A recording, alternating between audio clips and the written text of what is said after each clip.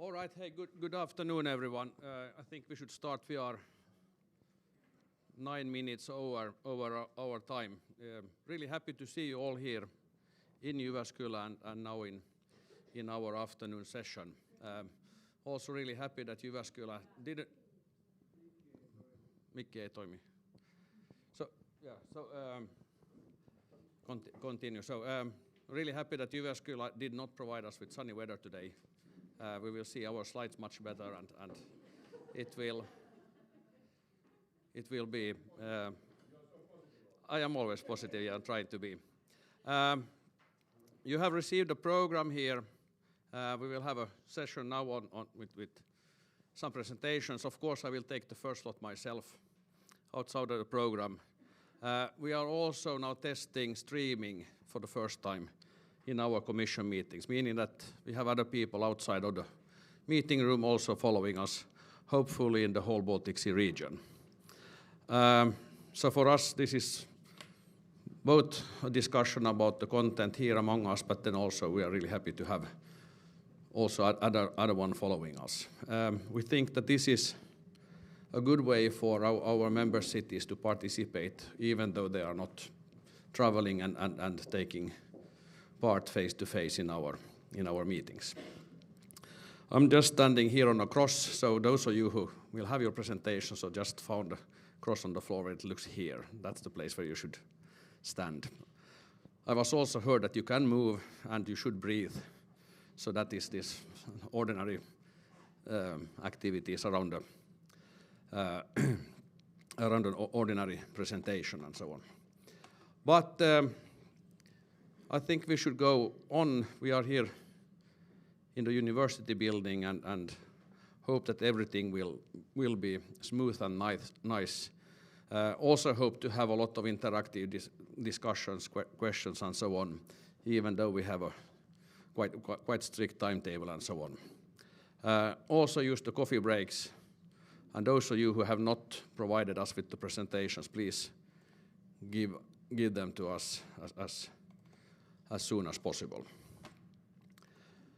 As it was mentioned yesterday evening in the city reception, we actually have two groups here. We have the UBC member cities, and then we have the FISU network, the Finnish Sustainable Cities Network here in Finland here, and I was asked to have a really short presentation here today about us first, just to give the kind of a surrounding or the environment for us. So you are participating in the UBC Sustainable Cities Commission meeting. And according to my calculations, this is the 37th Commission meeting since the beginning, and first time in Jyväskylä, so finally. Our network is a 25-year-old city network, started immediately after the independence of the Baltic Sea states. And we had then innovative visionary cities, mayors and city officers who took the decision together to have this horizontal city network cooperation and try to support each other as much as possible. And this was by far long before the national states, the ministries and so on started to do the cooperation. So we and you, the cities, have been forerunners already in beginning of 1990s. I hope that we still are forerunners in many ways. Today we have a network of approximately 95 member cities in 10 member countries, from Norway and Bergen in the west to St. Petersburg in the east.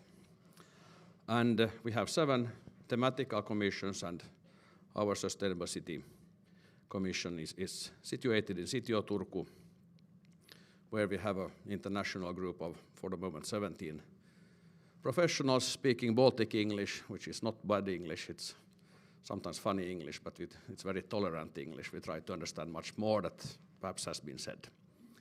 I have several of my colleagues here, Anna and Christine and Mikki here, hands up. So if something goes wrong, it's us to be blamed here, and mainly me. But anyway, we coordinate sustainability-related issues, have different types of activities, very much about communication, exchange of information, expertise. We are running a lot of projects, arrange events together with member cities, with other organizations. We follow the progress, the improvements we hope do by doing benchmarkings, arrange trainings, consultations, and are involved in policy activities, depending on what the cities need. And we know that the needs among the cities are very different. We have big cities, small cities, and some are really active, they go very well by their own, and some need much more. And what is really good here is that we have now in this meeting room, we have people who have been around for 10, 15, perhaps 20 years. These are really valuable for us, as also everyone that is new in our activities and meetings. For us, the main document guiding our activities are our Sustainability Action Program, where we try to find ways to work in an efficient, sustainable way with our member cities. And we have a strong vision to be climate smart, work on the principles of green economy and growth, be resource efficient, which we are focusing on today, take care of our nature and water bodies and so on and so on. And we are then, with our commission, with our Sustainability Action Program, and supporting the whole network of member cities, and we are trying to improve the state and the quality and the quality of life in the Baltic Sea region of Europe. We have 4 thematical areas. We talk about green urban economies with EU's 2020 targets and 2030 targets. We talk about circular economy. Don't try to read this. You find everything on our websites. We are talking about climate smart cities, try to be global forerunners. We know that we are, but we have not perhaps communicated it so clearly. We should work with urban ecosystems and sustainable use of natural resources, biodiversity, find integrated management approach for different sectors and problems. And of course, our sea, the Baltic Sea, it is in focus for us. Both when it comes to the work in harbors, when it comes to maritime related tasks, as well as lakes, rivers, and urban wastewaters or stormwater. We plan and do our work in kind of a planned economy or 5-6 years program periods. And during the previous working period from 2010 to 2015, we were involved in more than 25 large-scale cross-border international projects, and we had a project budget on a little bit over 50 million euro, where we were engaging or involving more than 40 UBC member cities. And in these projects, we then brought extra external funding to these cities. And we had in 2012, we had 65 persons paid by our projects in different cities around the Baltic Sea. So it's another value in terms of money, in terms of resources, and of course the cooperation as such. And we have received quite good reputation for being a reliable city networks in Northern Europe. For the moment, we are running 1, 2, 3, 4, 5, 6, 7, 8, 9, 10 approximately projects in water management, urban mobility a lot, and more in energy efficiency and urban planning. And we have some new projects in also combining climate change to civil protection and trying to make our cities more resilient. And everything what we have you find on our homepage. We are also trying and communicating via social media more and more via Facebook, Twitter, and so on. And we have our electronic newsletters going on. All of you are part of this work, and we really look forward to have more initiatives, more ideas, more proposals for cooperation in the Baltic Sea region. I think we need this cooperation more than ever again. So after 25 years of cooperation and concrete work among cities, now with this geopolitical situation, the city's role in building the trust and belief and the growth in our region is even more bigger than before. I end my first presentation of monologue here, and I think we should go on to the next speaker and the topic of resource-wise solutions in cities. So we have 3 presentations here before the coffee break, and we will start with Lari Rajantie who is a leading specialist on the Finnish Innovation Fund Sitra, and he will give us a presentation on how we, on the national level, and how we, with the national state and the cities, are cooperating with around circular economy and resource-wise solutions. And as you can see in the program, then we go back to Jyväskylä and Pirkko Melville, and then we continue with our circular economy specialist Riikka Leskinen from Turku. We have the techniques running.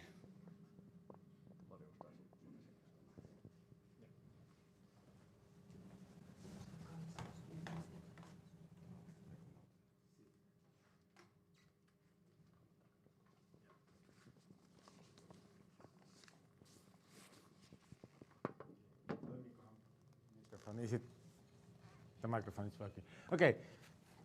Thank you very much and good afternoon, everybody. As said, my name is Lari Rajantie from Sitra, the Finnish Innovation Fund, and I'm also bringing the greetings of the FISU network, the network of Finnish sustainable communities, to the Union of Baltic Cities and its sustainable cities. FISU network was founded as a result, or in the end of our Resource Wisdom project here in Jyväskylä, and we have been very much trying to help the network start its work and operations, and it's great to see many also members of the network here today, and especially great to see now the collaboration and working together of the FISU network, the Finnish Forerunner cities, and the Union of Baltic Cities in the more international network. I go on with my presentation. This is the vision of Sitra. Sitra is the Finnish Innovation Fund. It was founded 50 years ago to celebrate the 50th anniversary of the Republic of Finland. And we have a vision that we want to make Finland a pioneer of sustainable well-being, to show the world how a society can work in a sustainable manner and at the same time create well-being to the people living in the society. And Finland has been seeing in these last 50 years, after the Second World War, quite a great success and economic growth, and we can really say that this is one of the most successful societies in the world. But we, at the same time, have to recognize that there are some challenges ahead, and one of the most important is that this success model that we have been applying here in Finland and in the most Western countries is actually based very much on the excess use of natural resources.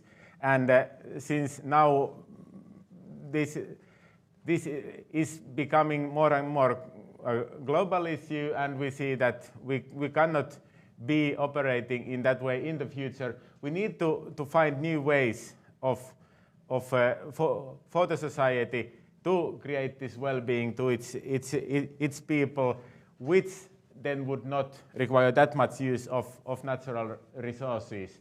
And as I said, this is probably the biggest challenge of our time, how to make us, the people and the societies of quite well-doing West, Western world and the developed world to change the behavior and the logic of our societies into something more sustainable. It means both the decoupling of the well-being from the economic growth, but more and more also how we can decouple the economic growth from the use of natural resources.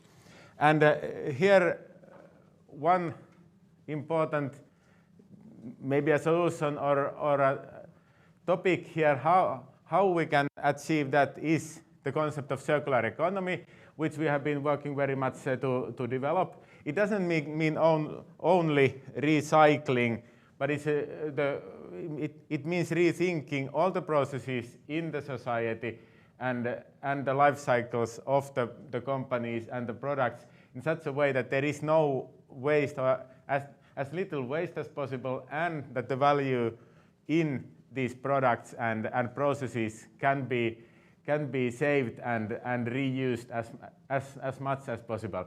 So it means different actions or processes starting from the raw materials and the choice of materials to processing, manufacturing, and distribution of the products to retail and consumer choices, consumer behavior, the demand there, and in the end, how these products and services are actually used, how the consumers use them, and in the end, when they are no longer used, how we can get them back to the cycle so that they can be maybe reused, maybe used as a raw material for something else.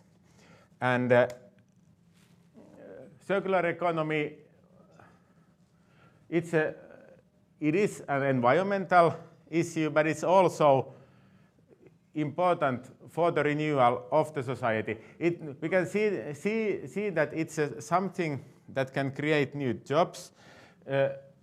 Reuse and manufacturing these different products is something that does employ more people per, for example, here 1,000 tons of products than just recycling the materials or using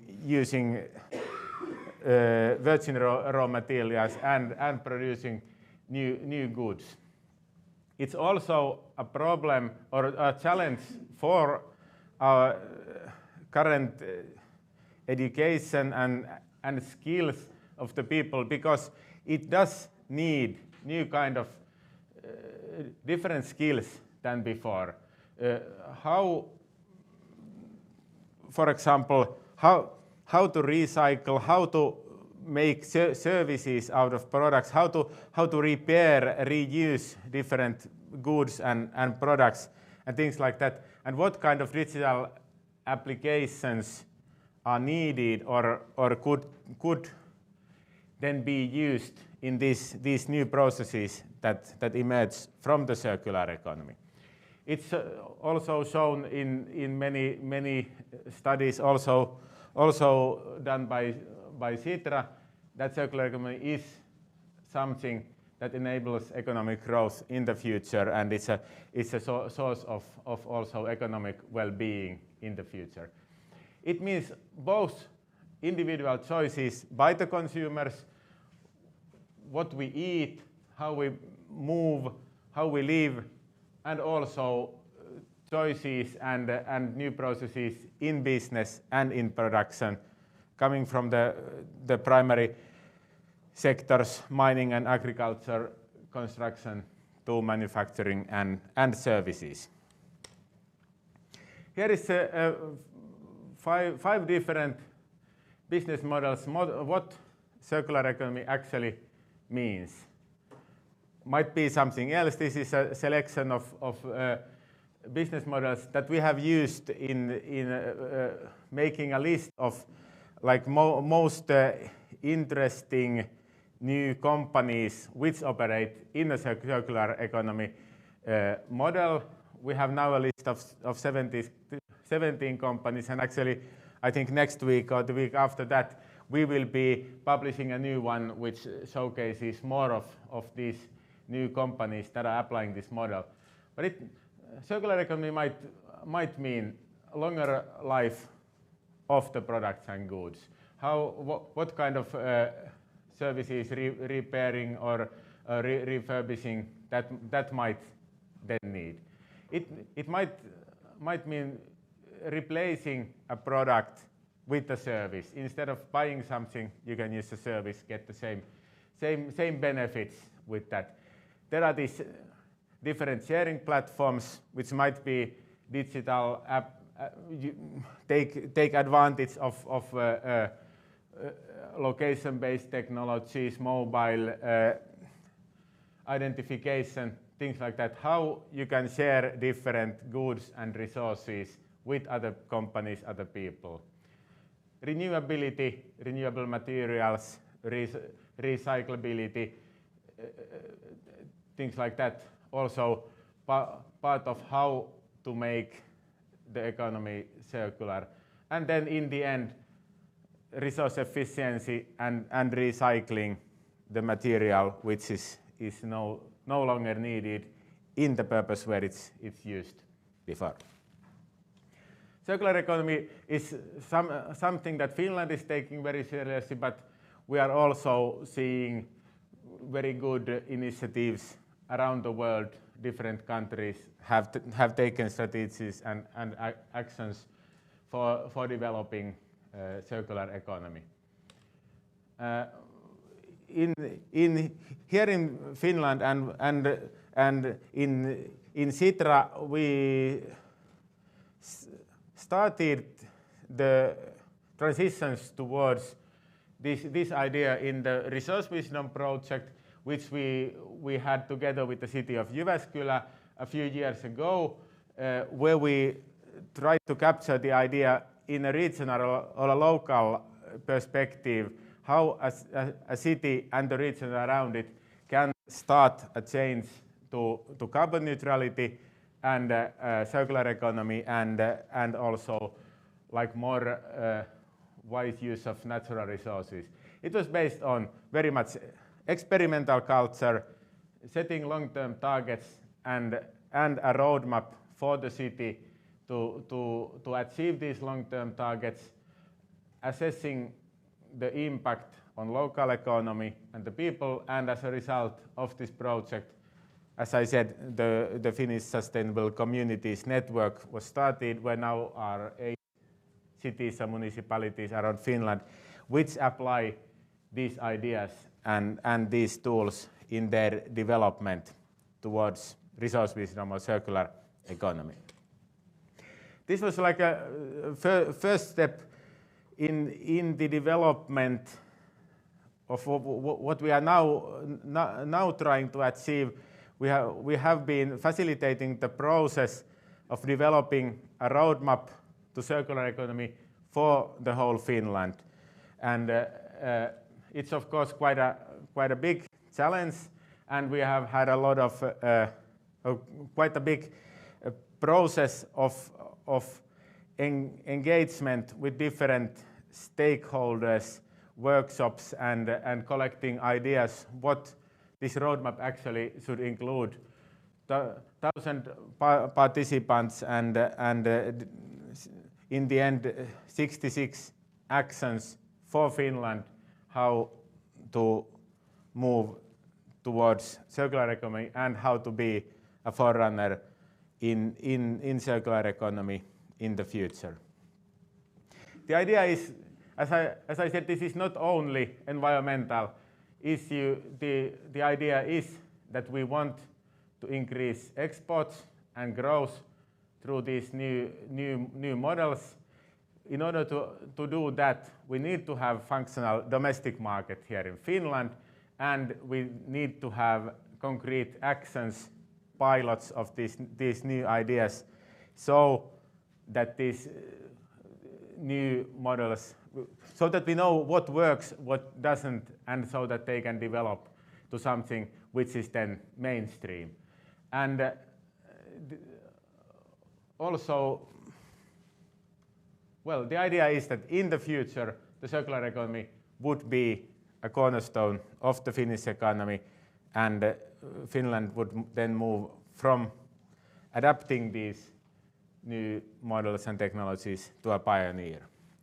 This roadmap is based on 5 different focus areas: sustainable food system, forest-based loops, which is of course here in Finland. It's very important or a large part of the roadmap.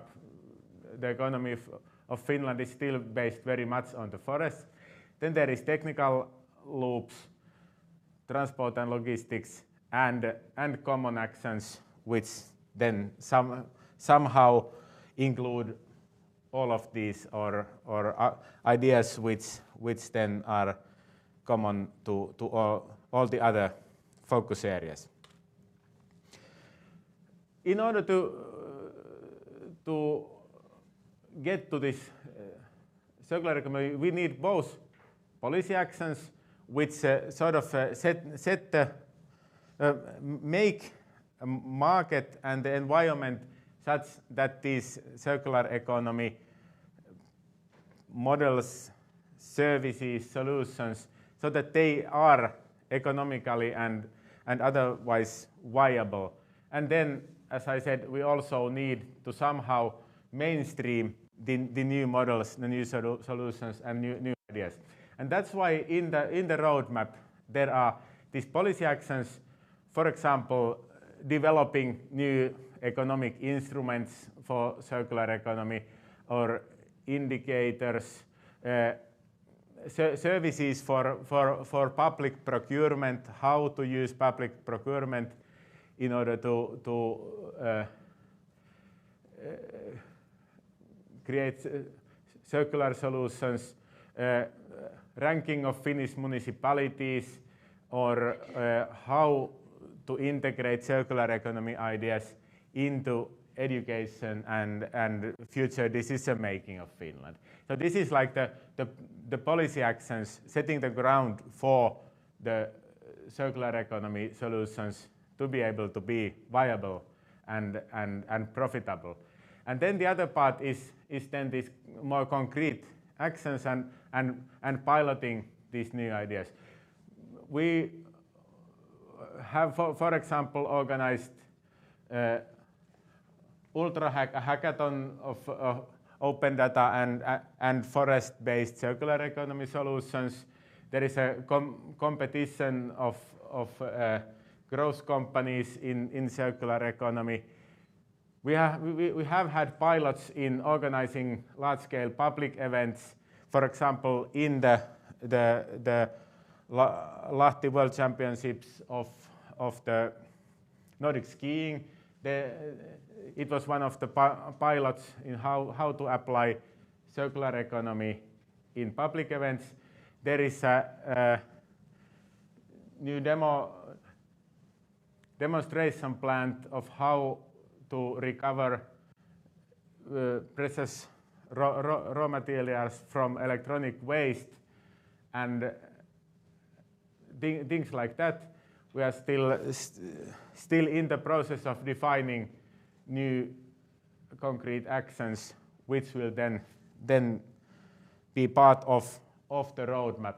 And one of the important steps also is the World Circular Economy Forum, which will be actually held in Helsinki very soon, beginning of June. Sitra is the main organizer, together with several Finnish and international organizations, where we want to showcase the best circular economy from Finland and other countries in the world, and start the discussion of how the societies around the world can achieve circular economy. And this is one of the also the most important common tasks of the roadmap. Thank you.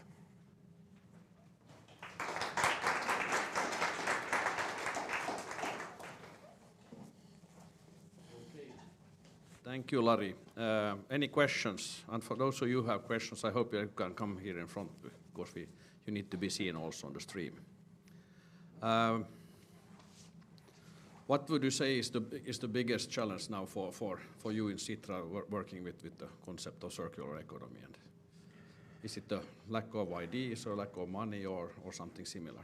I would say, well, there are many challenges, but at least one very interesting to me is how to change the consumer behavior to like accept the idea and not just accept but want to use these more circular solutions and products. And I think that's something that is needed in order to make this a good business. That there is a market, there is a demand from the consumer side, and it's something that we still need to work on how to do that. We had on Monday we had a small discussion in the office about the change also, and we heard that we know that the young people are quite eager to jump on new ideas and new habits and consumer things and so on. But the problem is this middle age and middle age plus men. So how do you get, is this a special topic for you in terms of circular economy? How do you get them on? Yeah, I think it is really a challenge. But yeah, there are of course there are very different circular economy solutions, and I think some of them might be such that also attract these middle-aged men and we want to work on this. We want to find and include to our, like, for example, the list of the most interesting circular economy solutions, such solutions which attract to all these different groups of people and really to find the easy way to all of these groups to start the transition. And I think, yes, there are something also for the middle-aged men like us. I'm definitely too. Okay, thank you, Lari. We will continue the program. Pirkko Melville, he from Jyväskylä, Research and Development Manager, talking about Jyväskylä's resource-wise solutions.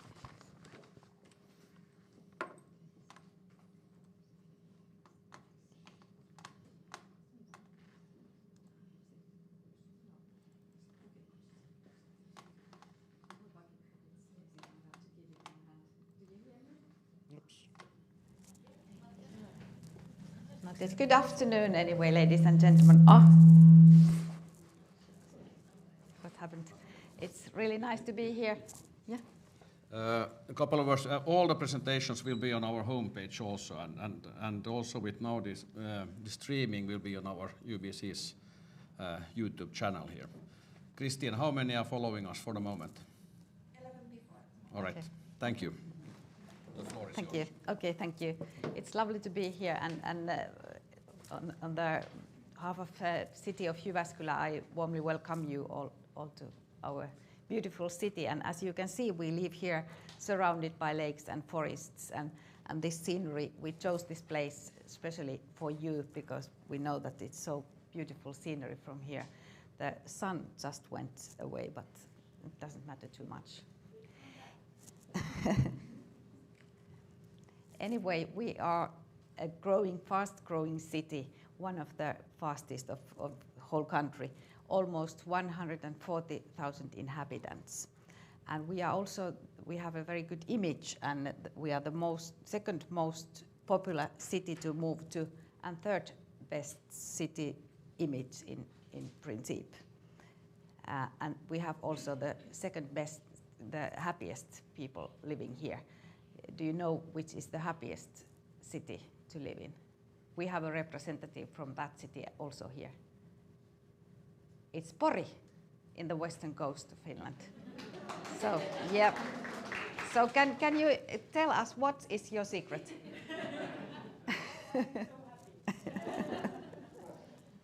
We are competing with you. Anyway, let's go on. We are very famous on... Yeah, we do go. Okay.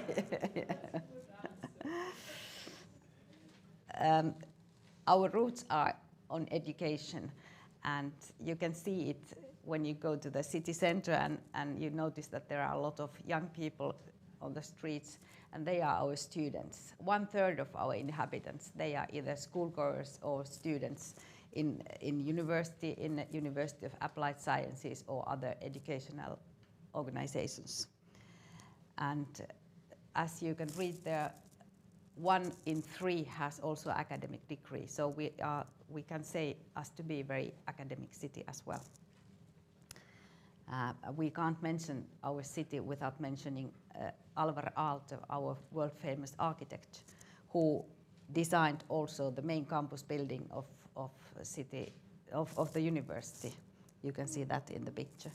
University is quite a big one, maybe with students of over 15,000, almost 16,000 students, and they can study almost whatever they like. Only medicine and law are missing here, but we have the only faculty of sports here.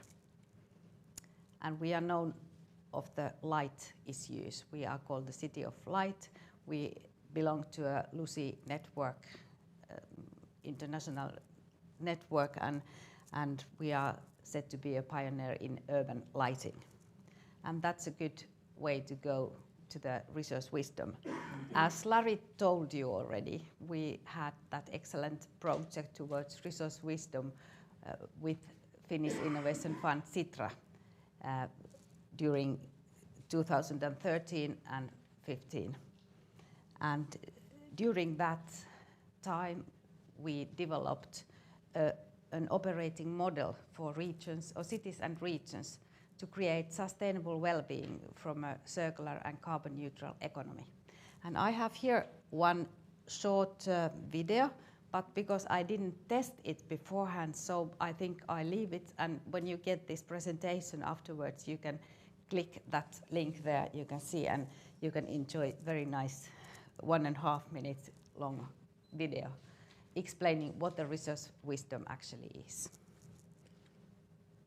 Our aims are, like Lari already mentioned also, we are aiming to the situation where there's zero waste, zero emissions, and where we can live in one planet's resources. And for that, we have done a roadmap how we reach these goals, and to make it easier for us to take those steps and to understand what it's all about, we have divided this whole Resource Wisdom issue into 6 themes, which you can see there. Renewable energy, sustainable transport, waste as resource, local food, valuable water, and then sustainable communities, which in a way connects all these previous themes together, or ties them together. And here you can see, or you can't see, I'm sure you can't see the text of it, but anyway, you can have some kind of idea how we have done. We have made steps how we can reach these goals into each theme.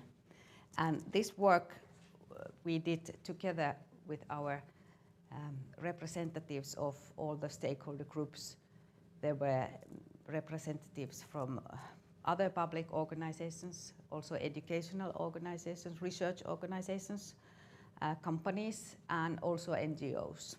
And together with that group of 30 persons, we created these food steps towards our goals. And we are also happy that our city council accepted that strategy where we want to be ahead of our time here, and we have 3 main themes there in our strategy. And one of them is wise use of resources, which is not quite the same than Resource Wisdom. It's even more largely understand, or widely understand. It means not only saving the natural resources, but also how we can use wisely our employee management and time and everything. So what you can imagine all kind of resources. And then about FISU network, Lari already told there. You can see those other 7 cities who are working with the network with us.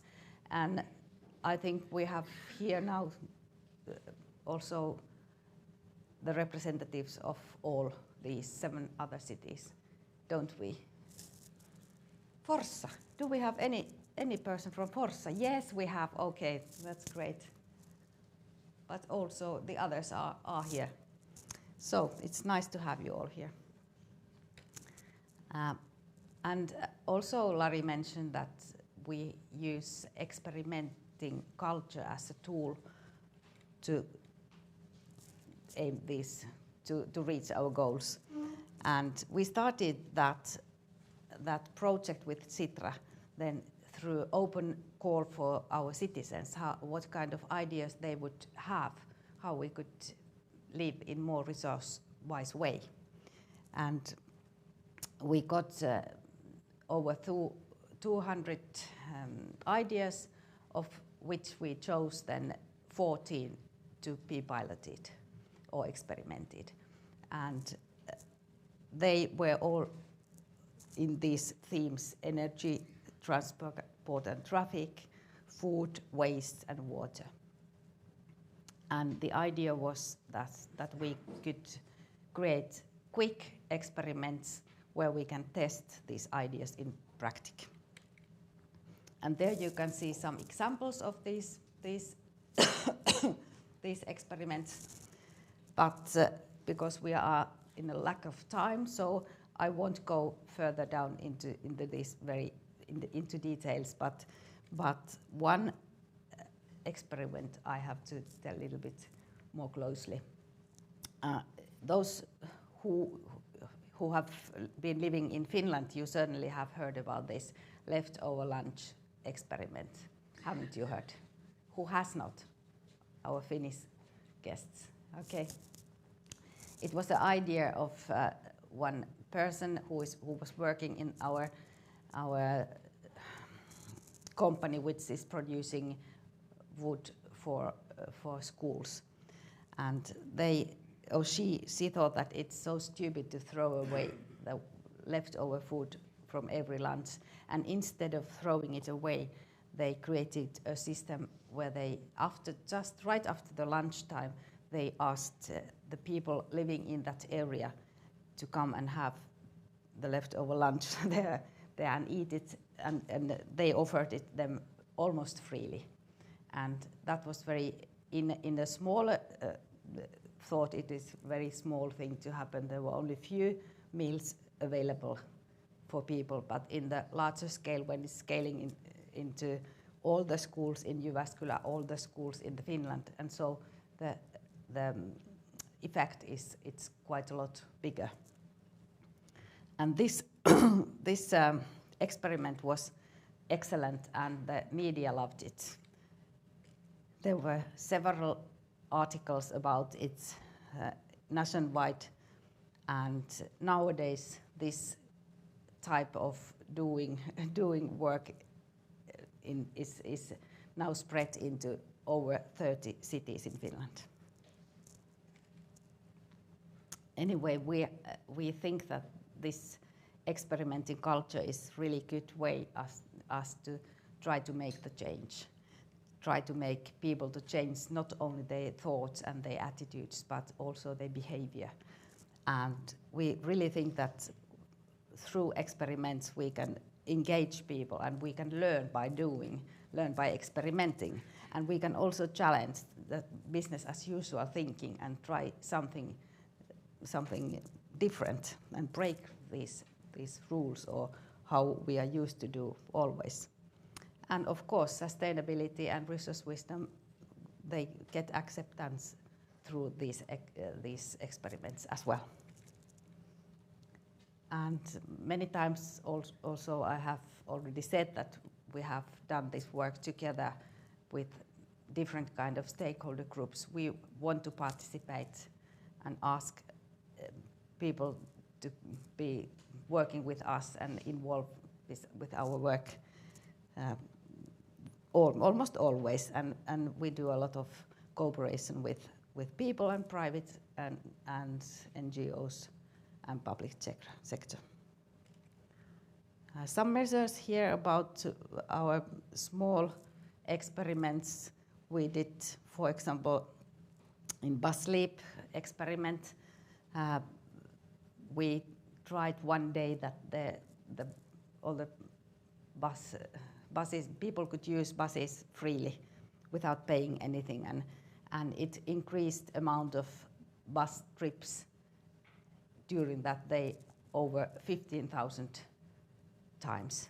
So it's really big increase, and it also showed people that traveling by bus can be also very nice and good experience. Instead of going by their own car, it's nice to just take a bus, and it's easy and don't need to think any parking problems or anything. And then I go a little bit further.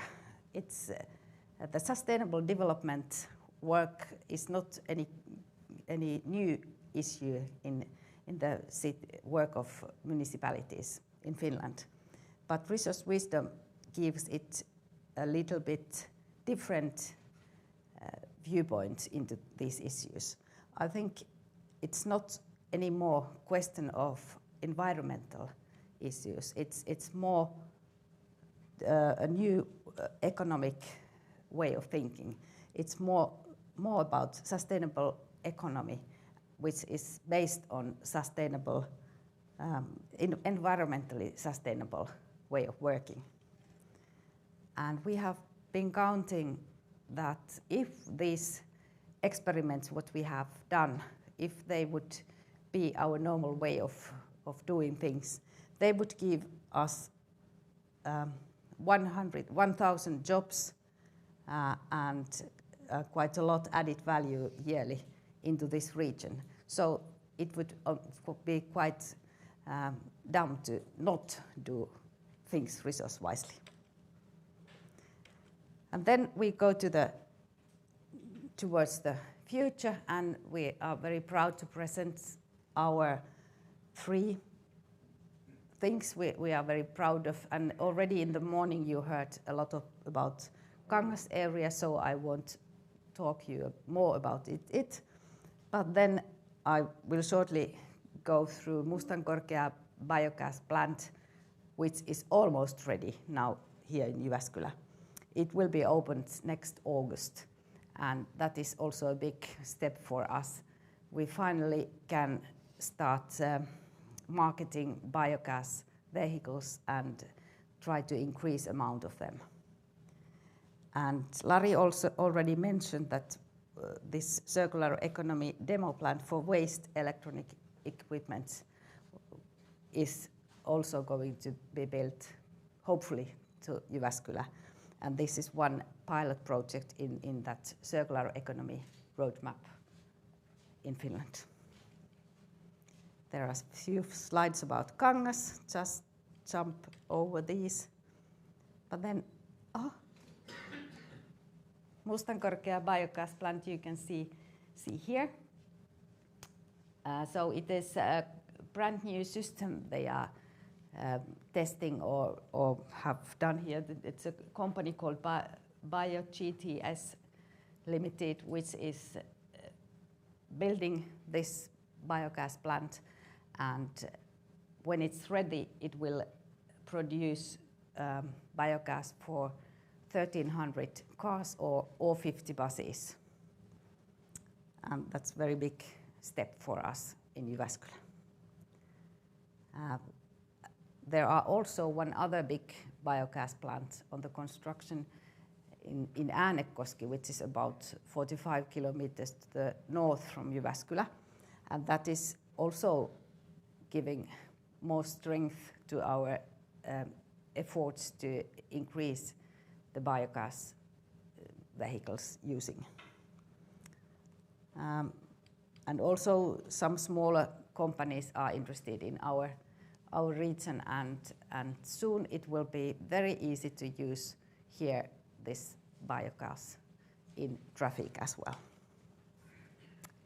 Also, all our public organizations like Regional Council of Central Finland and so on, we are doing cooperation to encourage people to start using biogas instead of benzene or diesel vehicles.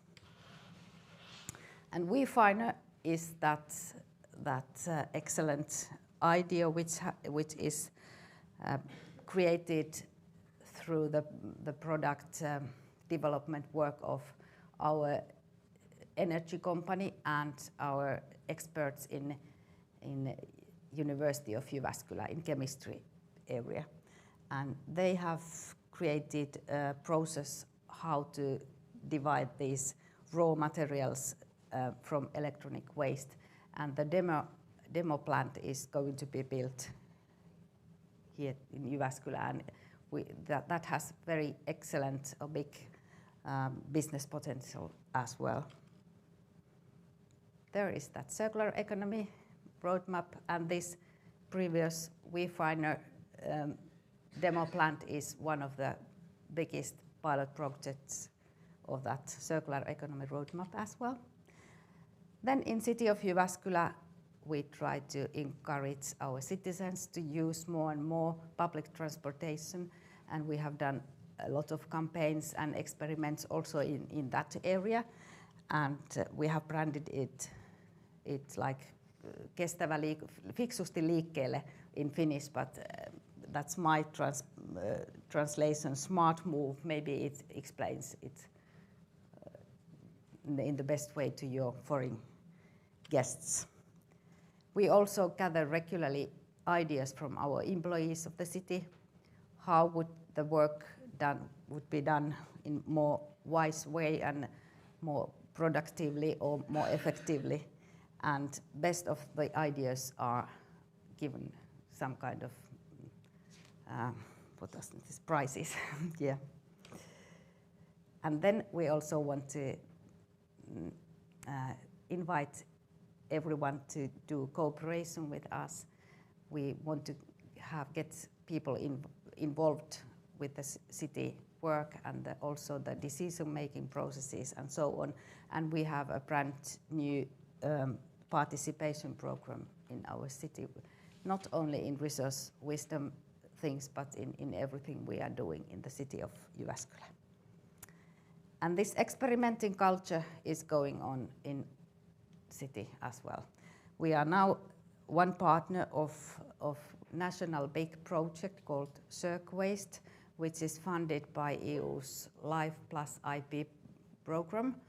And one part of this project is to try to gather ideas of people how they could create or how they can make circular economy easier to us to understand. And just now we have chosen from almost 50 ideas, we have chosen 7, maybe the best ones to be piloted in our city, and the first ones of them will start during this spring. And anyway, we want to go on working to do work with less resources, but to do work more together. And that was my presentation, and I thank you for your interest, and let's go together towards resource wisdom. Thank you.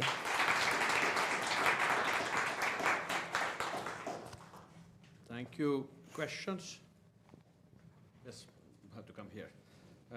As you're coming, I have one question. I mean, you have these long-term goals up to 2050. How do you get the politicians to be interested about something like that? I mean, their interest is 4 years. I mean, this. Yeah. That's. I'm very happy that I'm very pleased that it happened, and I appreciate a lot our politicians because they understood that this can be, even though it sounds right now quite idealistic, these goals, but they understand that our environment is the working environment and technology, they all are developing quite quickly, and we can't know yet how to reach it and if it's impossible, or even it might be easier to reach them earlier if the technology allows it. Really short questions. I mean, this testing, as you brought up, how do you describe now the proposals? Are there more realistic proposals or wild proposals? These ideas we gathered, there were both of them. Some of them were very tiny ones, no sense of testing or piloting anything, but then some of them were, on the other hand, very wide and impossible to test in the small case.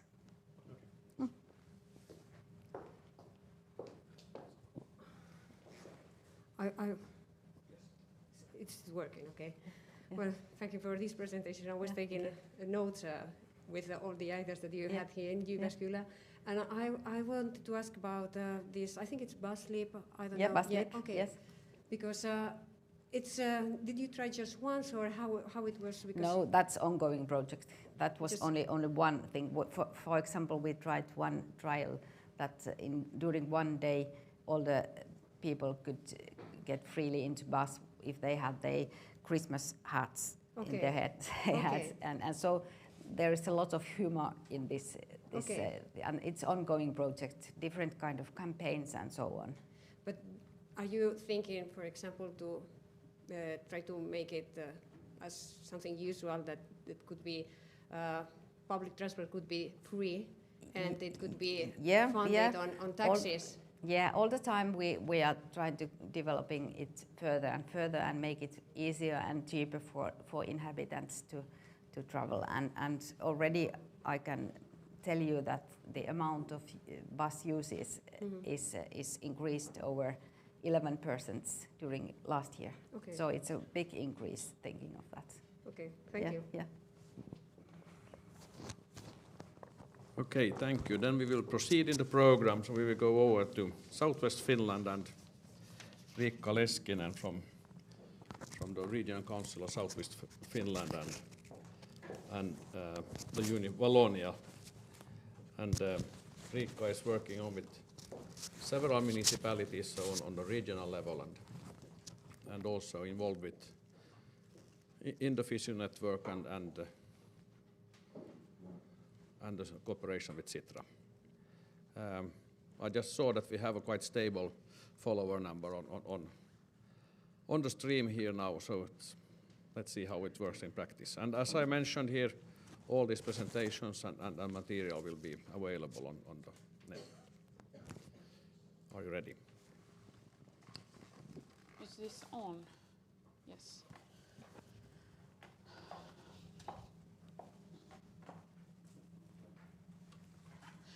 Okay. Yeah. Okay. Hello, everyone. So I'm Riikka Leskinen. I'm the head of Valonia, which is the service center for sustainable development and energy for 27 municipalities in southwest Finland. We work within the regional council and we do very close cooperation with our municipalities and with other stakeholders as well. Today I'm talking about circular economy and resource wisdom. And I have to warn you that some of the texts in the presentation are rather small, but you can go back to the presentation from the UBC webpage. So there's a lot of information. Apologies for that.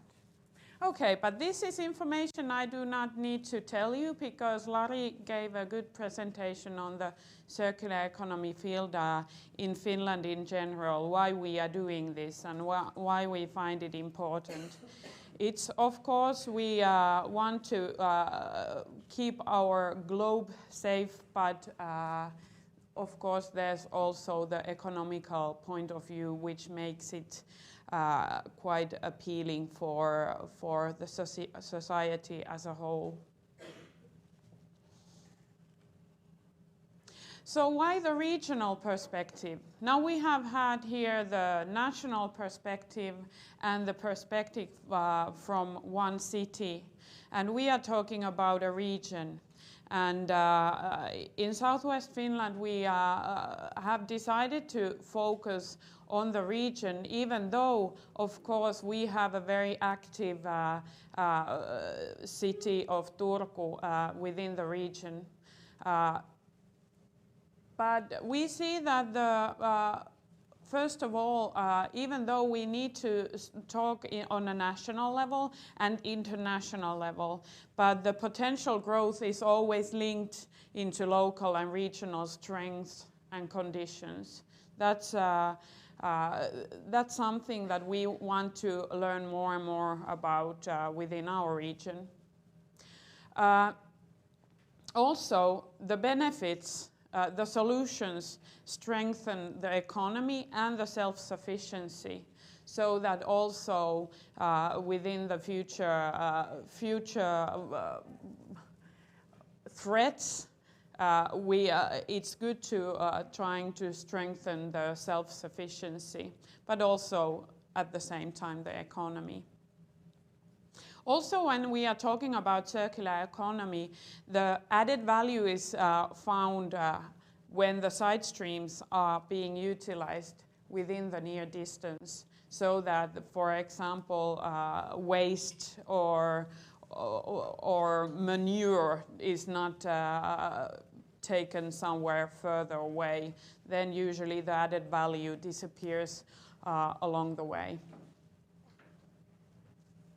Of course, we want to have a strong region, an attractive region, attractive cities and municipalities for citizens, for businesses, and also for tourists.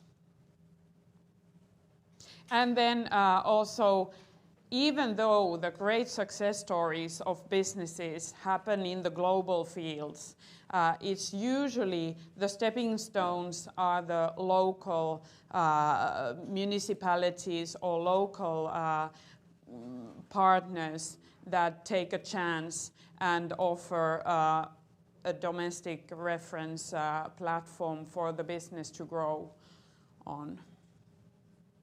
So all in all, we need to identify the local potentials, not only natural resources, but also services, know-how, material flows, people, whatever we have there.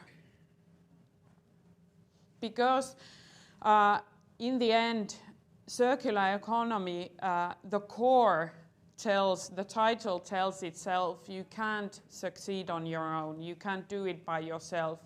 You always need partners, corporations, stakeholders. You need to have the whole package of public sector, business sector, universities, citizens. Without all those actors together, you can't have a circular economy.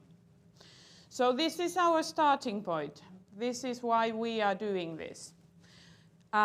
Southwest Finland is an active region of 27 municipalities. The region is on the path of becoming carbon neutral. And in that region, the city of Turku aims to be carbon neutral by 2040, which is an ambitious goal, and we all together are making our best to make it happen by 2040. Also, there is an ongoing energy transition, and that is a strong feature also when we are talking about circular economy, because renewable energy sources there's a lot to do with material flows and, for example, waste materials and the utilization of them.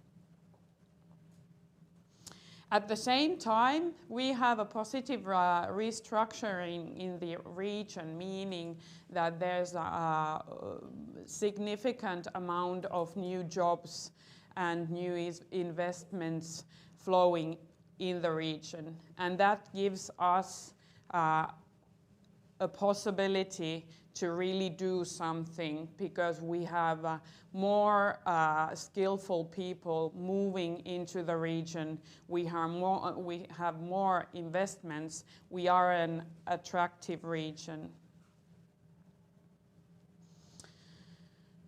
Also, there's a very ambitious project, for example, developing smart mobility, which is a possibility going on at the moment. I'm not going to that project more, but it is something that all influences this whole field of circular economy.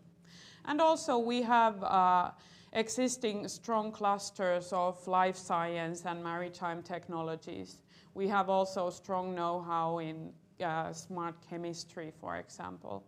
And we have a very, the volume of agriculture, for example, is within the biggest in the country. And that's why we have kind of all the tools that we need at the moment to make it happen.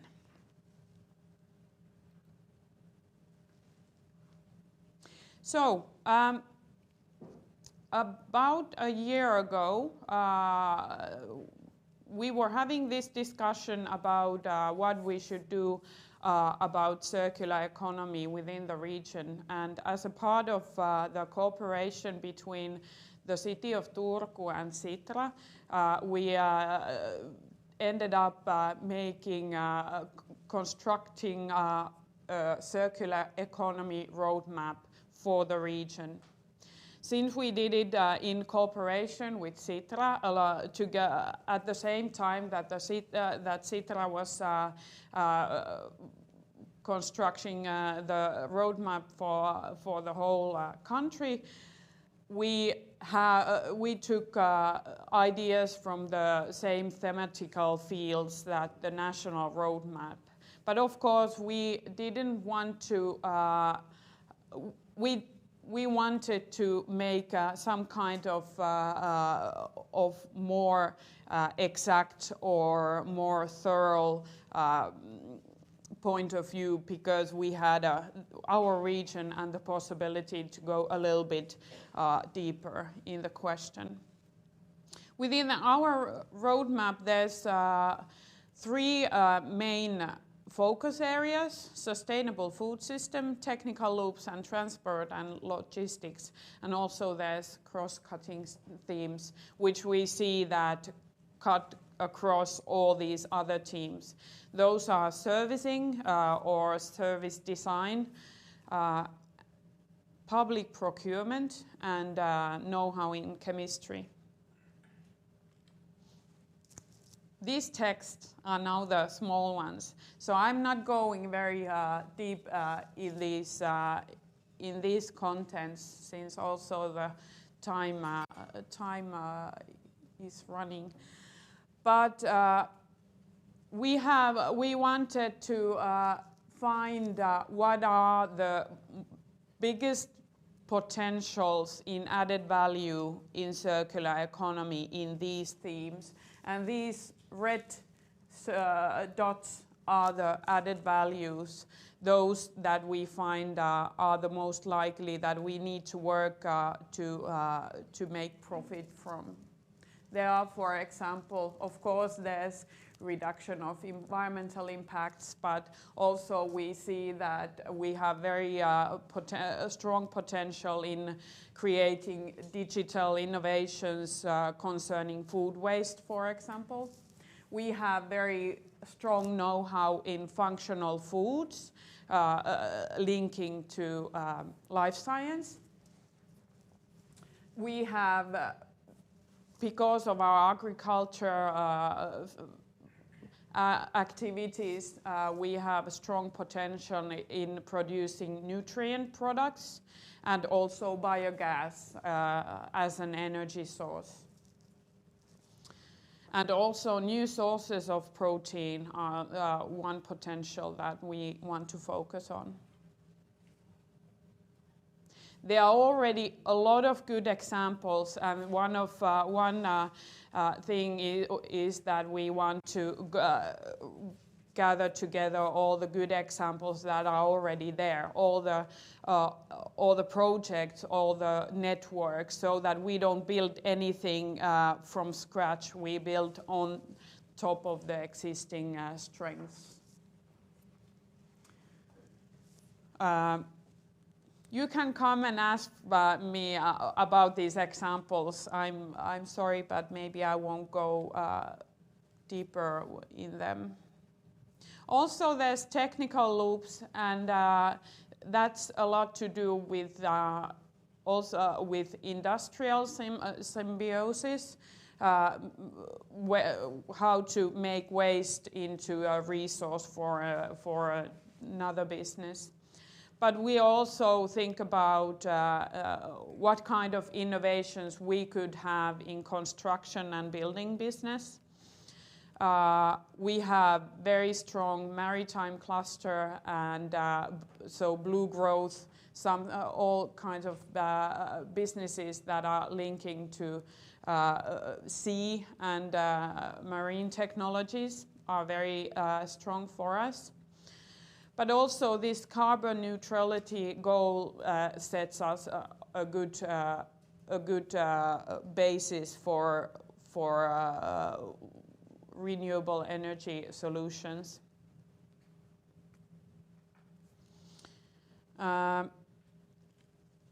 One example of a concrete industrial symbiosis chain is Telaketju, which is a project building a post-consumer textile collection and reuse system that will be extended throughout Finland. So this is really an ambitious goal, trying to make a working textile reuse system.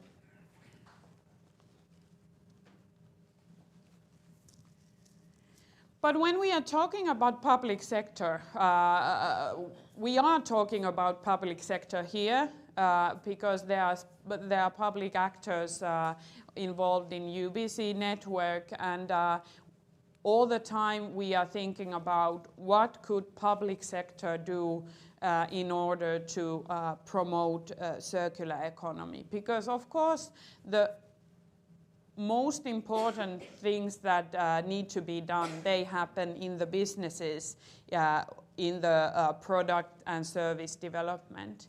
But of course, we as a public sector, we have a lot of different roles that we need to look into. And we were making this picture just to see these are the same kind of circular flow from primary sector all the way to use of a product or a material. And public sector, whether it's a municipality or whether it's a state or region, we have all these roles that we need to take into consideration throughout the value chain. And this is something that we want to take on and make more concrete within our 27 municipalities. There's no municipality who is doing all this very well, but all municipalities can take one or two or five of these roles and really make the best of it, so that they can act as an enabler rather than to kind of making problems or not doing anything. So a municipality can pick a role and start from there. Also, one thing that we find that is an absolutely something that we need is this kind of a triple helix type of approach, meaning that we need to take the universities, the municipalities and the businesses together to think of new solutions, new kind of partnerships. So that's why we have Bastu in Turku, which is this kind of a sixth wave business accelerator, so that there we can all join and think of completely new solutions. Oh, oh. Okay, that was something I didn't see coming. Okay, so now what we are doing now is that our work here is not done. We have the roadmap for the region, but for the past 6 months, 5 months already, we have been concentrating to the stakeholder cooperation and involvement, so that we are not only the roadmap is only the beginning for the work. We need to still identify gaps and bottlenecks so that we can find investments and funding for the right targets within the region. We still need to activate stakeholders and create new partnerships, concrete partnerships. And all the time we are seeking for new projects and operations. And we have a project also that is working actively here in Jyväskylä, Cirque project that makes it possible for us to continue this work from years to come. So I think my time is done here.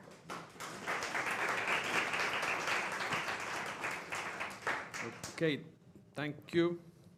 Any questions? Yes. Could you please come here and we can have. Yeah. So that gives me the opportunity to have a question. So I know that you're working with 27 municipalities. So yes. How hard is it for you to get them on board as you should then work on the regional level and so on, knowing that some of them are small and not all of them are perhaps that intrigued by this concept. But what is your way to, convince them to be active and online? Well, the smallest municipality has a little bit over 800 people. I checked it up after talking to one person from Karlskrona. So from a bit over 800 citizens to the city of Turku, the gap is quite large. And of course, not all municipalities are super excited. But like I showed you the picture of different roles for municipalities and public sector, I think that is the approach we want to have. We want to offer the municipalities concrete tools. Not all of them want to even talk about circular economy. They want to talk about the livelihood and the happiness of their citizens there. So that's why we want to just offer concrete tools and also cooperation platforms, but very on a concrete level.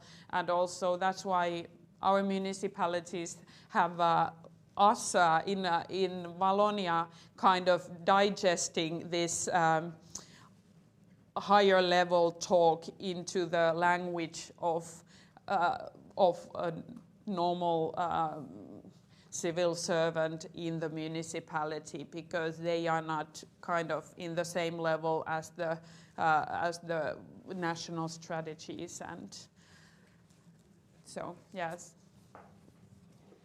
Okay, I'm Laura Ahner from the city of Jyväskylä, and I would like to ask you, because you were mentioning triple helix cooperation. In my opinion, however, triple helix is quite an old-fashioned concept. We in Jyväskylä believe much more in quadruple helix, and it means that we want to have citizens as the fourth pillar in our innovation system. Have you thought about this, and if so, what kind of action have you planned to involve also the citizens in your circular economy innovation system? I'm so happy that you asked that, because you are completely right. it's also the citizens that need to be involved.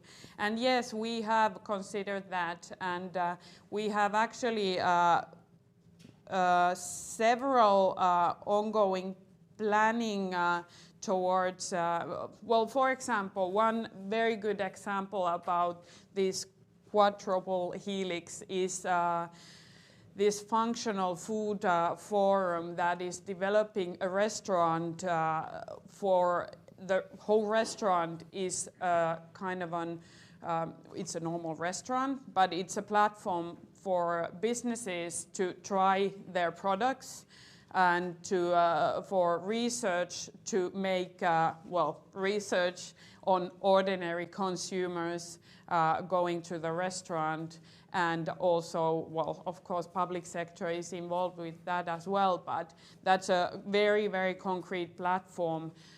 And also we have been developing a new project that is focusing on the kind of empowering the people to be involved in the circular economy. But that's also what we think, that we need to have these very concrete solutions that people are involved with. Also in the transport and logistics, that is one of the focus field. There's the eccentric project that it has a lot of citizen involvement also, so that people are making kind of building their city themselves, and we are helping them to make it happen. Exactly. I'm sure you understand what I mean, but in any way I would like to point out that quadruple helix is not about empowering citizens. It is about taking citizens as an equal partner in the system. And it's a little bit different thing. So I wish you consider this and perhaps then develop more and more solutions along these lines. Thank you. Okay, thank you. We will proceed now in the program, and according now to the program, we have a coffee break. And for those of you who didn't use the opportunity to come here to Jyväskylä, I can tell you that we have just marvelous cakes and biscuits outside. So we will enjoy it now, and we will be back approximately 2:50, I would say. But before that, Satu have a couple of words. Yes. First of all, some practical things is that please take your badges if you haven't taken those, and give or sign your name in the list. And if you haven't got the Jyväskylä bag, which are over there with very interesting brochures and something sweet to eat, so please take that. And those who haven't met me yet, my name is Satu Heikkinen, and I'm working as the International Relations Manager at the city of Jyväskylä. And one thing as well, yes, the toilets are on the corridor, and the coffee is not in the same corridor, but anyway, nearby. And the last but not least, I'd like to thank our speakers today. So can I ask Lari and Riikka and Pirkko as well in front? So I will give you something on behalf of the city of Jyväskylä. Pirkko, are you sure that you will like to have this one? Yes, you will.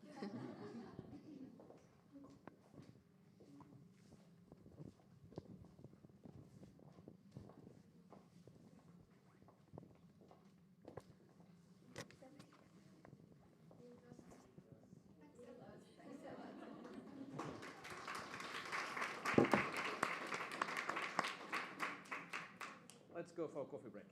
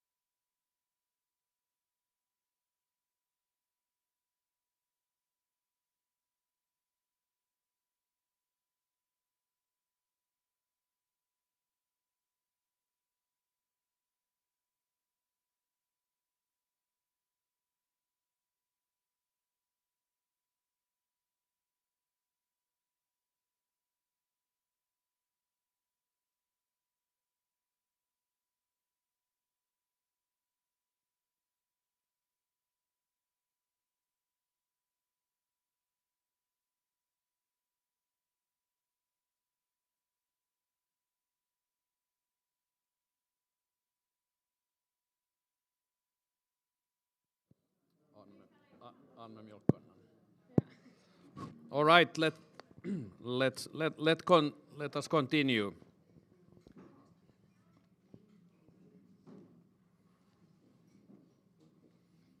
The streaming is up and running. We have now enjoyed the delicious cakes here, just for everyone's information. We continue now in the afternoon session with our examples from Malmö first and then from Liepaja in Latvia. But Emma, tell us a little bit about the experiences and what you are doing in Malmö. Thank you. And you hear me well? Even you in the back? You're so far away, so I can barely see you in the back. But yeah, hopefully you see me and hear me well.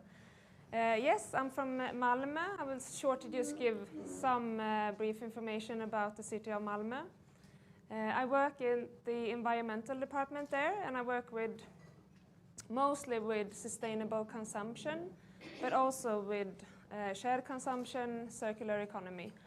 And I will focus a little bit more on the inhabitants and questions more closely related to the people who live in Malmö, but also a little bit about urban symbiosis and shared spaces and so on. But I think you will notice that my topic and what is closest to my heart is the citizens. So just some brief information about Malmö.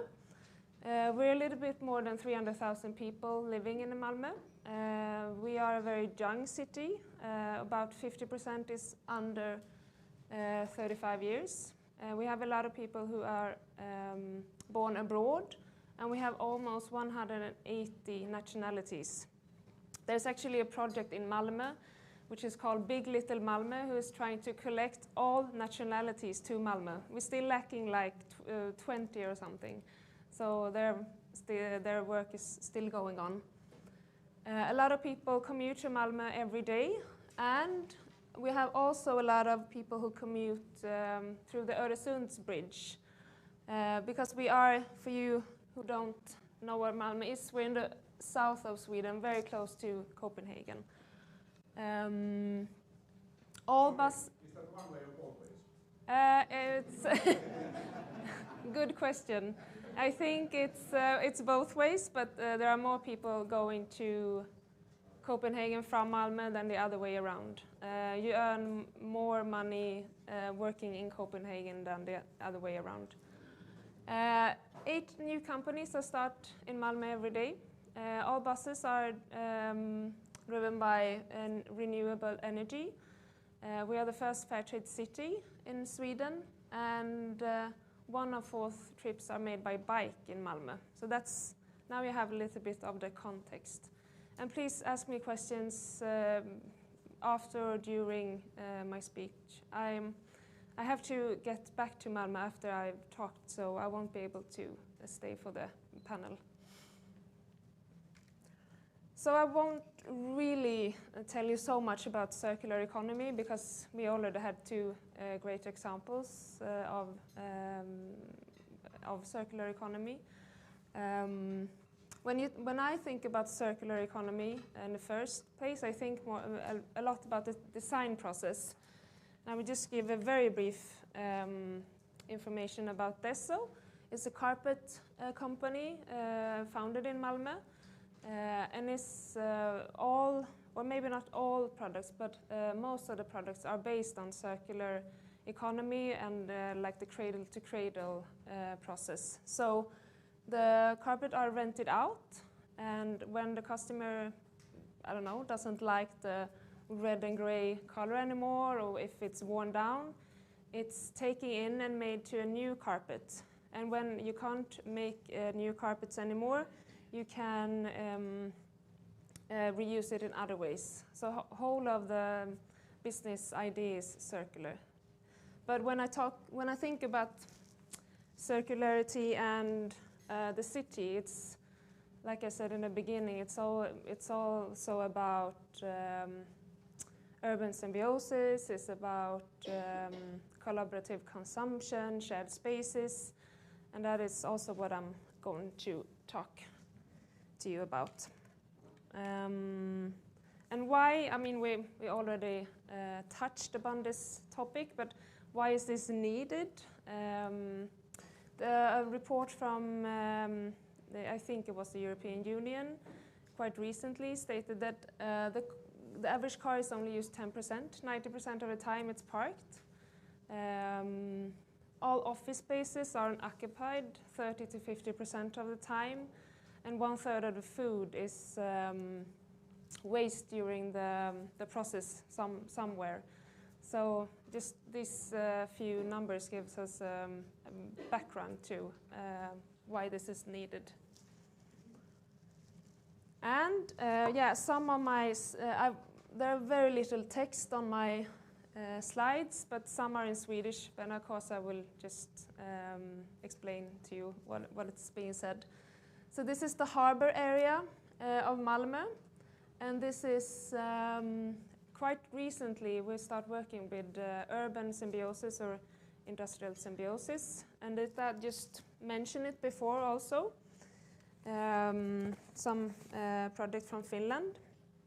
So it's about finding the waste of companies in this area who can be an asset or a resource for other companies.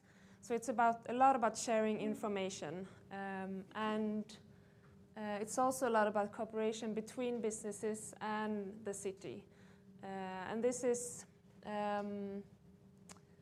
we have a plan for 2040, and that is that this area should be like the runner for urban symbiosis and a circular economy.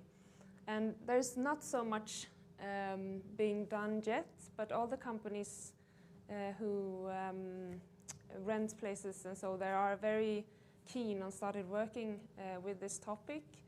And it's discussed now that you should set the demand on every company that wants to be there, that they have to sign a kind of a contract saying that they're willing to share their information and share their waste if they have and so on. So this is something that I think will develop very much during the upcoming years. And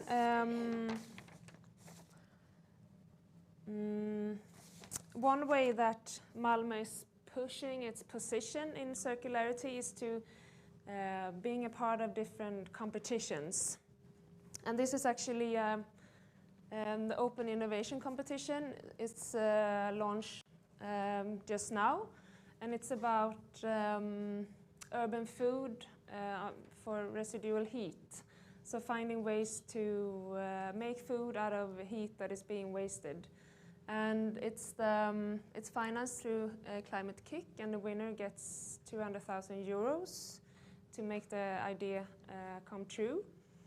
And it's not only Malmö, it's different municipalities in our region that host this competition.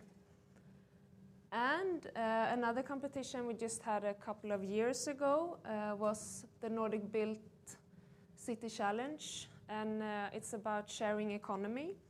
And we have a little bit like the Kangas area that we visited early today. It's an old hospital area, which is now being, we will build a lot of new housing there. So we made this competition a couple of years ago, and I think 10 different architects were competing with different suggestions, and everything was supposed to be about sharing in one way or another. And the winner now is actually being, it will be built, ideas from the winner. This was not, the aim was to like matchmake between the one who's going to build and the winner, but it wasn't, the winner didn't know if their proposition was going to be done or not, but it will be realized. And I think it's very interesting because when we talk about shared consumptions to the citizens, and I think you, Björn, mentioned it's just how do you get the citizens, or I mean, how do you get us to change behavior? And it's a lot about identity as well. So this area wants to really promote a different way of living that is not so much about quantity, but more of quality. And I know somebody asked the question before if the Kangas area, if you can change the way the apartment looks. If you want to, I mean, if you divorce, for example, if you have more kids and so on. And I think that this is also going to be a part of this new part of Malmö. In some of the houses you'll be able to change walls and so on. And they even discussed of having like a divorcement apartment, so that the kids and the kids live in the center and the different parents live on the two sides. But I don't know if that will be realized, but it's been discussed.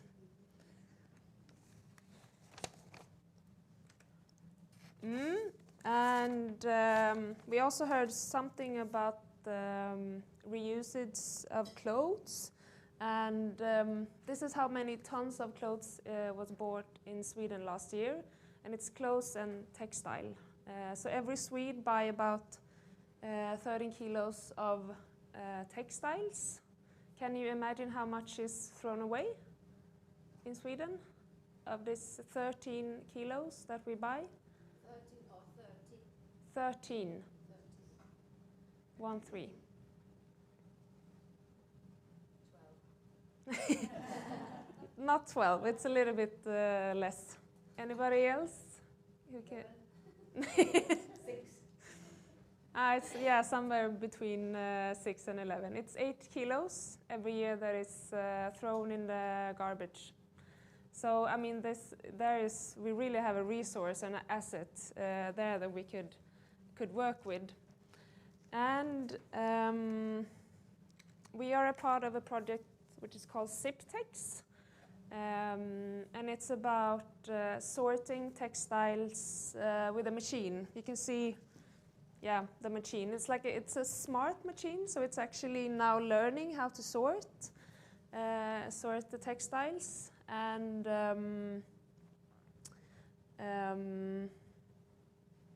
it's actually quite unique. This machine in Sweden. It's the first one.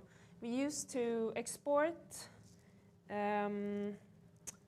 In 2013 we exported more than 6,000 tons of used textile from Sweden to other parts of Europe. And if we can sort and then of course make new fibers out of these textiles, we have gained a lot. And also this is the opportunity for creating new jobs and so on. So this is now being tested, and hopefully we will get this machine and so going and really use the new fibers and so on. Because I also work with fair trade, and I know that the people who are making our clothes in India, Bangladesh and so on, it's hard work working as a garment worker. So when we just take this clothes and put it in the bin, it's such a waste to do that.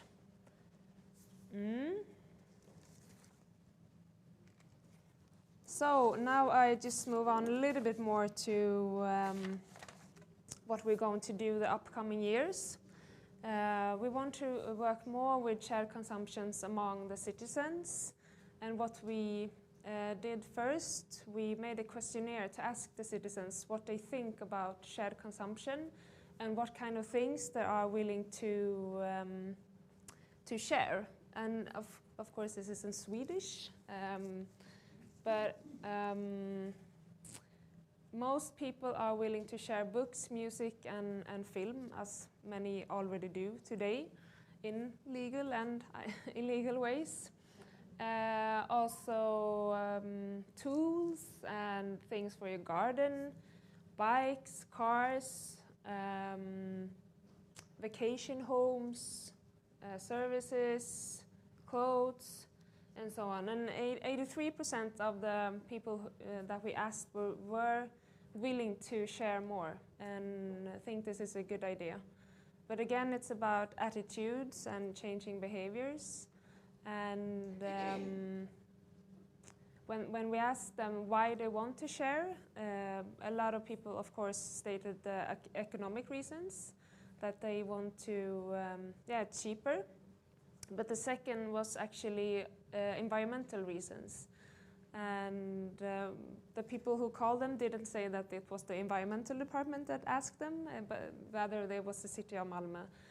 So that was, I was happy to see that as a reason. And when we asked them what obstacles there are, they told us that it was that they don't really know yet. What are the possibilities? What can I share? What can I lend? What can I share with my neighbors? What services can I use, and so on. But also that it's what happened if it's broken, where can I find these things? And also, like the third or fourth was that I want to own myself. But it wasn't the first opinion. And it's also interesting because the Swedish government had very recently just launched 2 reports on this. And one report is on the sharing economy, and it's about how you could make this smarter and better for the citizens. That's one part of that report.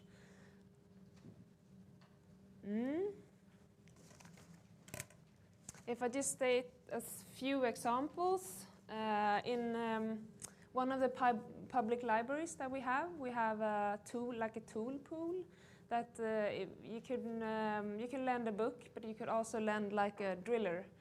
And I know that the driller is used like 12 minutes. If I buy a driller, I will use it 12 minutes before I throw it away. So of course it's very good if we could lend, if every person doesn't need their own driller.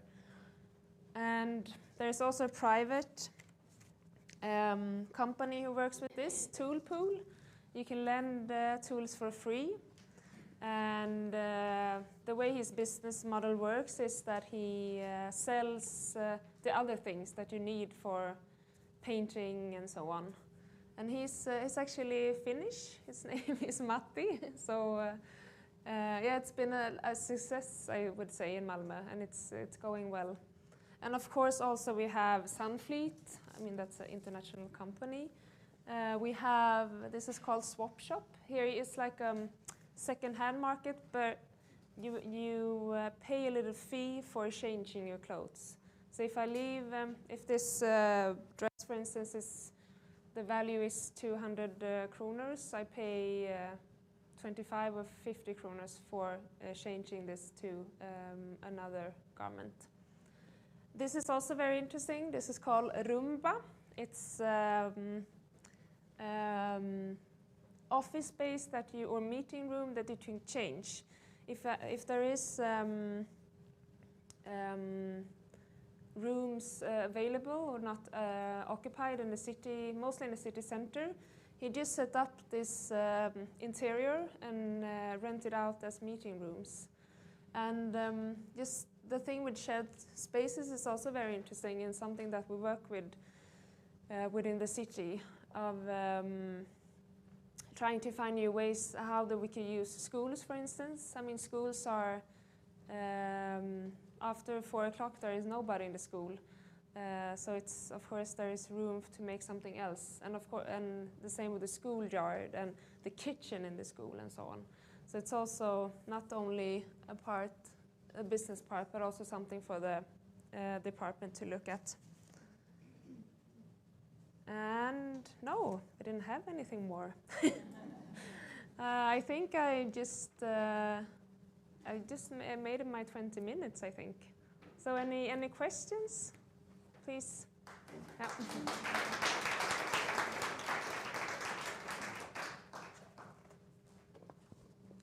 Yeah, any questions?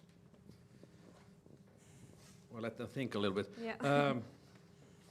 Now, you address clearly the inhabitant, the citizens, and so on. So, I mean, it's good, but there must be also some challenges in terms of getting running, and you said also with the maintenance of these tools or shared spaces, schools and so on. So could you open up a little bit? For example, with schools, I know that quite many cities are thinking about how they could use these public spaces and so on, and then they just keep them in a kind of a good shape and in good condition. No, of course, it's a challenge. I mean, who is responsible if something happens? Who is have to maintain the space? So I think we're just in the beginning of that process. And I work with something called Malmö Innovation Arena, and it's a big project that we have now running, and it's about city development. It's a lot about building new houses in Malmö, but also about different things like sharing spaces and so on. So we're just in the beginning of that process, but hopefully we will have more to share soon. All right, good. Then from Jyväskylä, we heard that they have the long-term strategies and goals and so. So what about Malmö? Where do you put your footmarks down? Is it? That's a very, 20, very good question. 30, 40, yeah. 50? I mean, we have our environmental program. That's until 2025, so that's pretty soon. And this program is said, for instance, that we should be own the whole municipality, and also all of Malmö should be run on green energy, and we're not really there yet. And that's really a little bit of another topic, but we also have a goal that said that all food should be organic by 2020, and that we should lower the emissions from the food by 40%. And we're actually quite good at the organic. It's 60% now, but the gases hasn't lowered at all. So we have to work with that a lot during the 3 years that is coming. But with circular economy, shared economy, we haven't really set any goals yet. So it's also yet to be done. All right. Any questions now? You have my contact info. Please just send me an email if you have further questions. As I say, I will unfortunately have to leave you in a couple of minutes. Yes. All right, then, yeah, we have... No, sorry, no. Then I have something for you. No. Okay. All right, thank you. We will continue here, yes. And then we will continue with Dace. And it's very sorry because also for those who are not here, they will hear now that we will go for a cruise on the lake this evening, and I'm quite sure that the sun will be shining again. So.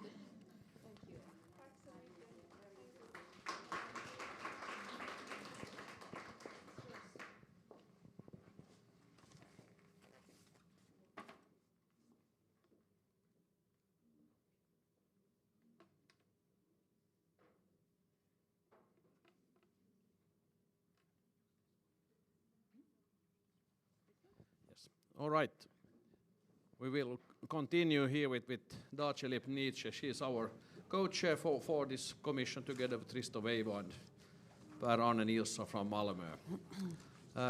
Dace, the floor and word is yours. Thank you. And we talked about quite a lot of circular economy, and my topic quite different. I will try to tell you about energy efficiency in Liepaja city, which is situated in west coast of Latvia, on the coast of the Baltic Sea, with population about 70,000 inhabitants. Liepaja has ice-free port. Liepaja has an airport. Unfortunately, only with domestic flights at the moment, but we hope that international flights will be able in the quite soon future. And now what we did and how we start with energy efficiency in our city. We have signed the Covenant of Mayors in 2012. And after that, with cooperation with Riga city, Liepaja is a part of Latvian network learning cities, which are learning how to make energy efficient actions, things in the city. And Liepaja has elaborated our sustainable energy action plan, which is focused on following directions to improving district heating, to improve buildings, public lighting, transport, green procurement, and information to inhabitants. And one of the most important sectors for the city, it has been renovation of public buildings since we start energy efficiency. And what exactly a municipality do?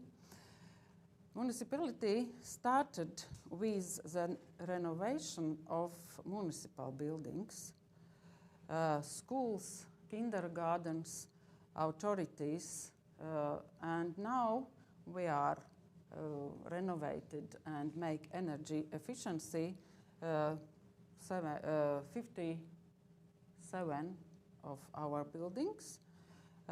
Municipality has 70 buildings where our municipal authorities are located. And now we have meet conditions to decreasing CO2 emissions for next 5 years after finishing renovation, our goal.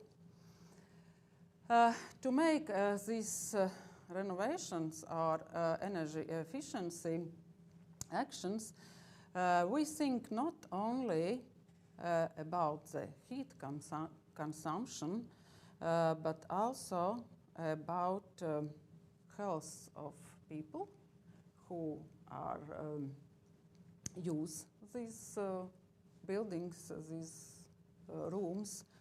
And therefore, we have equipped every building with data loggers. And the staff of the buildings, the managers of the buildings were trained in 3 seminars to be able to analyze received data from these loggers and to give directions to companies serving heating units and ventilation devices. And we made a program where we can monitor heat consumption, that analyze graphs, heat consumption stability, and served researches. And we, of course, give quite a lot of data about different energy efficiency. And I can quite quickly go through this data, which shows our achievements in energy efficiency. If we're looking at dynamics of population, unfortunately, our population decreasing in last 10 years from approximately 83,000 to 70,000 of inhabitants in Latvia, or in Liepaja, I'm sorry. But produced district heating and electricity volumes, of course, decrease too.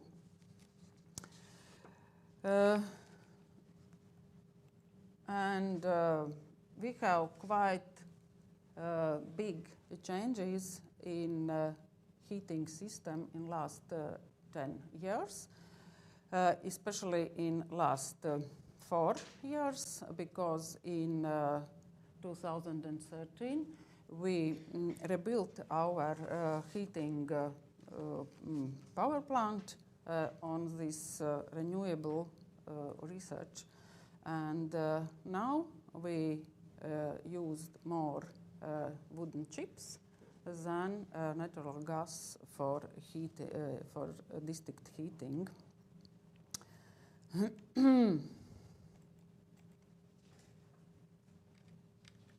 Sorry. If we look at heat consumption in buildings supplying district heating system between 2006 and 2016,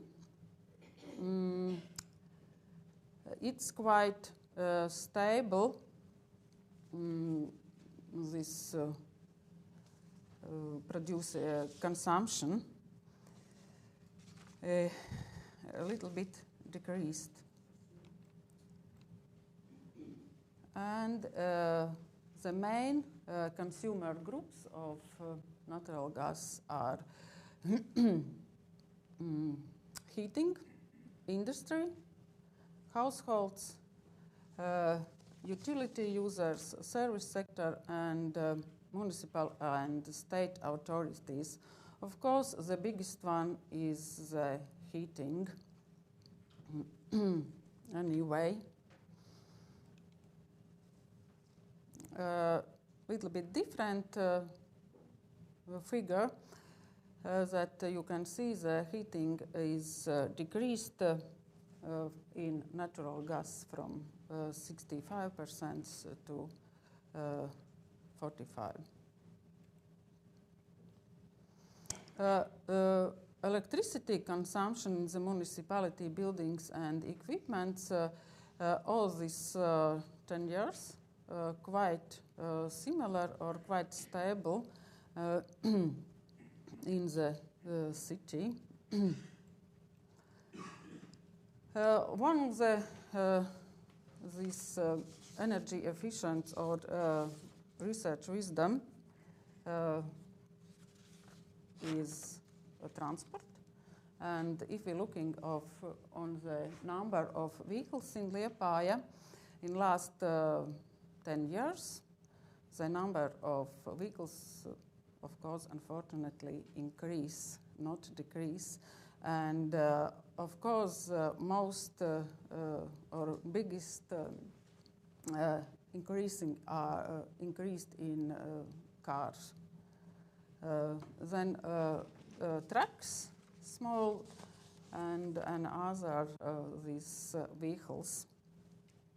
And according to that, the fuel volumes which are sold in Liepaja, of course, increase too. And so depends on a number of cars using.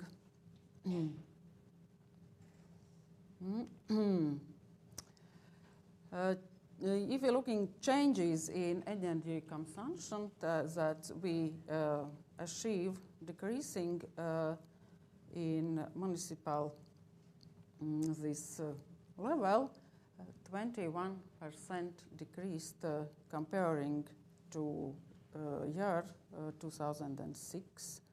May I ask, what is this municipal transport? What does it consist of? Municipal transport, that is which municipality is using.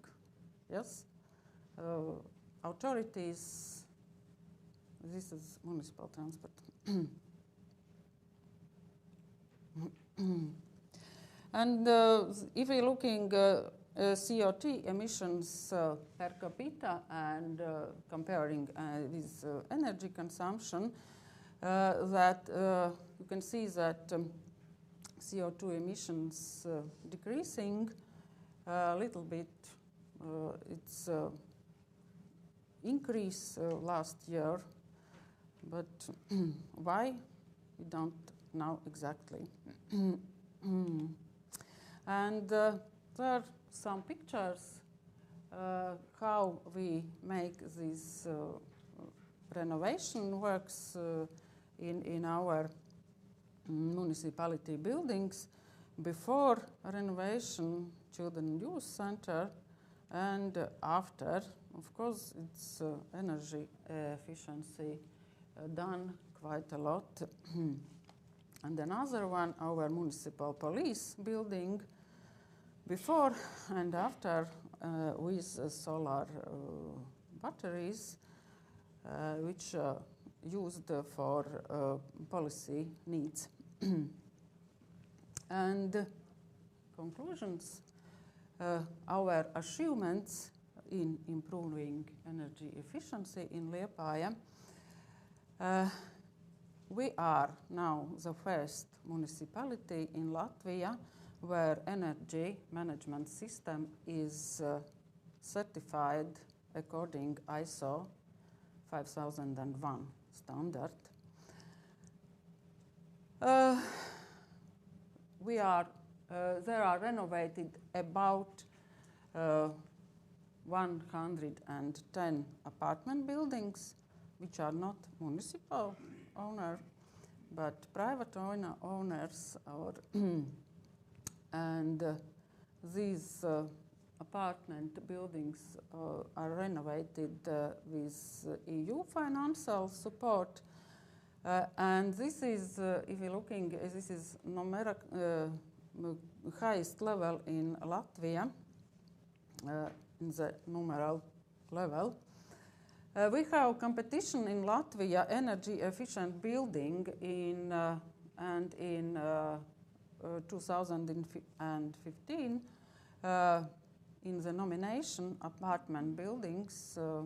Liepaja obtained first 3 places and voter sympathy prize 2.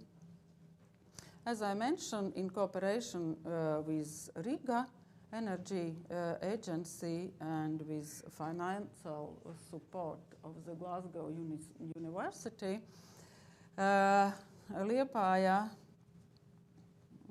has their achievements the present in European Union Sustainable Energy Week in Brussels. And in cooperation with Ministry of Economics, we have 2 workshops on energy efficiency, and energy days were organized for other Latvian municipalities in Liepaja. And what the city gives from energy efficiency, that the most savings are made from precise regulation of technical devices with these data loggers. Building owners and managers of municipality authorities, researchers for maintaining of the building or territories can get money from these savings. And municipality decided that up to 15% of savings can be used as a motivation bonus for maintaining these buildings or territories. The biggest benefit, we think, is the health of our people, because we will use data loggers daily, and optimal microclimate is provided in the rooms, and especially it is related to ventilation of the rooms. Energy consumption in last 6 years has been an average of 609 gigawatts per year, which is 21% less than in 2006. Comparing the energy consumption rate per capita, as I said, it is similar level, approximately 8.9 megawatt hours per inhabitant. total reduction of CO2 emissions in 2016 by the year 2006 is 47%. Our plan to 2020 was 35% comparing 2006. Chip share of district heating in 2016 amounted to 61%. Connections of heating power is increased in 2016 and compared to 2013, and that's why the heating production increased a little bit. Despite the fact that the population continues to decline, the number of vehicles in 2016 continued to increase. As a result, increased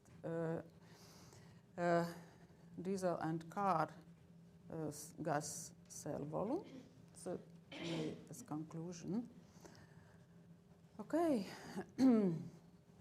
If we're looking on the situation in Latvia, as I said, we are like as pioneers in Latvia and renovated apartment buildings. But of course, if we're looking on the population, Liepaja is the third biggest city in the Latvia, and if we're looking at percentage, that it is not so high level. But anyway, we are do the most of the other cities. Thank you for attention, and as I said, I'm not very common with this topic because I'm not an expert on energy efficiency. That's why here is name of my colleague, Martin Stidens, which is an expert, and if you have specific questions, please don't hesitate and write him. Okay.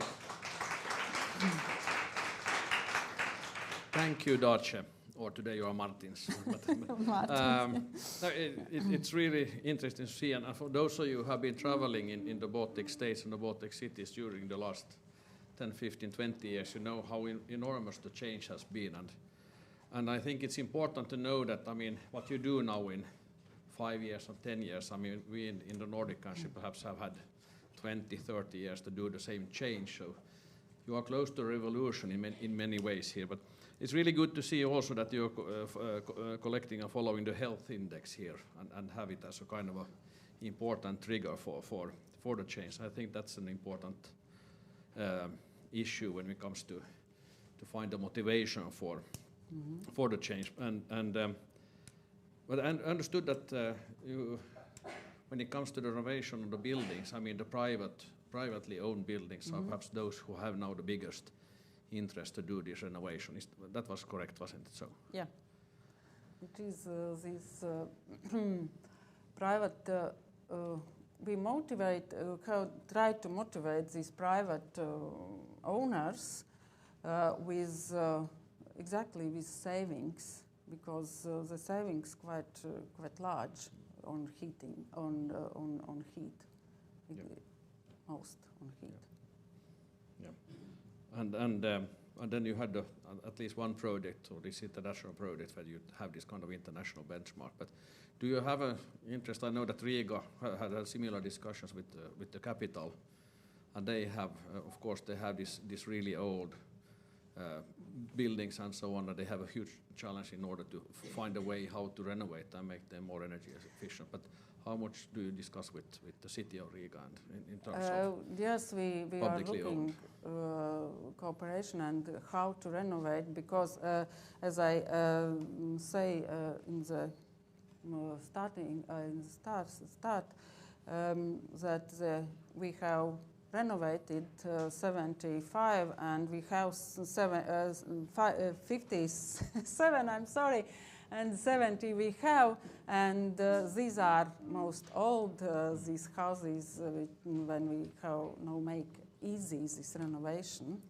And we are looking how to, and together with how to get EU money and how is the best way to do energy efficiency in these buildings. Okay, thank you. Questions from the audience, public? If not, then I think we proceeded the program. Yes, Satu has her task here, but we will continue now to the roundtable phase, which also means that we will end this streaming session for today. Hope everyone has enjoyed both being here in Jyväskylä, of course, and then following us on the stream. I hope that this will be a practice that we will continue to develop, and as I mentioned in the beginning, I see this as a way to engage people and cities around in the Baltic Sea region and elsewhere also. It's very important that we share our experiences and try to find a way how to even improve our work even more. All right, thank you for this session.